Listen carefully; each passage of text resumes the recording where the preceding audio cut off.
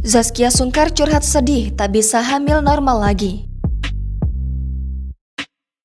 Zaskia Sungkar bagikan momen menyedihkan. Istri Irwansyah tersebut mengaku tidak bisa hamil normal lagi.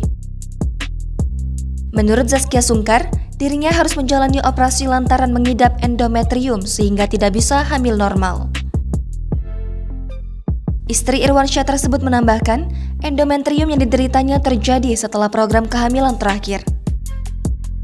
Kendati demikian, model berusia 31 tahun ini mengungkapkan sempat ada momen lucu di sela-sela kesedihan tersebut. Saudara kandung Shireen Sungkar ini mengaku dirinya sempat lupa saluran tubannya sudah diangkat. Setelah saluran tubannya diangkat, lanjut Zaskia Sungkar, Irwansyah selalu berhati-hati dalam berbicara untuk menjaga perasaannya. Perihal itu, sejumlah netizen turut mengekspresikan rasa simpati kepada Zaskia Sungkar dan Irwansyah.